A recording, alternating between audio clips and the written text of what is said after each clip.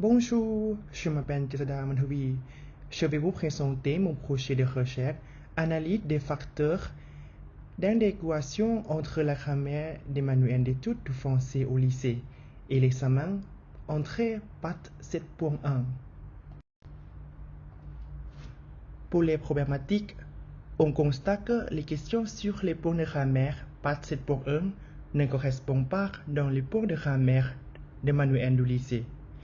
Nous sommes donc s'intéresser à analyser la correspondance entre le manuel de français et le PAT dans la section grammaire pour connaître la véritable incohérence.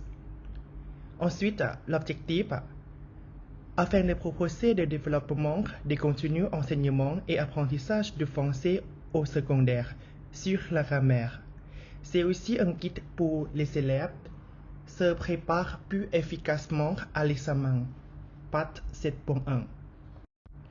Méthode de recherche. Premièrement, on va collecter des manuels à faire et examen PAT. Deuxièmement, étudier la cohérence grammaticale entre les manuels et les questions examen.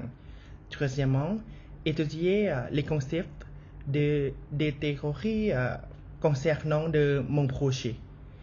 Quatrièmement, analyser les données des manuels et l'examen. Et dernière, c'est cinquièmement, on va résumer les résultats de la recherche.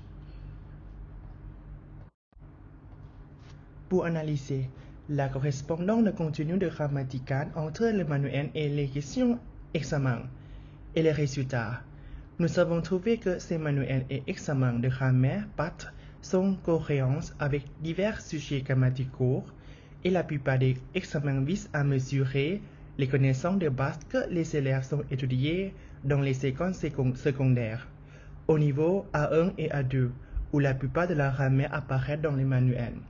Cependant, nous avons trouvé la minorité de questions de l'examen qui ne sont pas dans le manuel, parce que ces metteurs d'examen souhaitent intégrer les contenus dans le manuel et des connaissances externes plus difficiles que le niveau de l'apprenant. Pour la conclusion, le résultat a relevé que les caractéristiques de l'examen et du manuel en termes de grammaire sont cohérents. La plupart des questions de PAT visent à mesurer les connaissances de base que les élèves au niveau A1 et A2.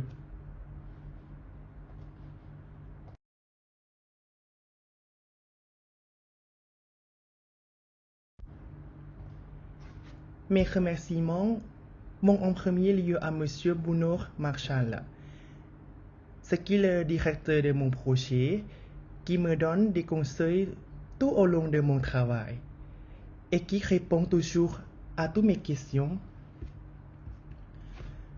En dernier, je remercie tous les participants qui me permettent d'interroger pour réaliser ce travail. Merci beaucoup.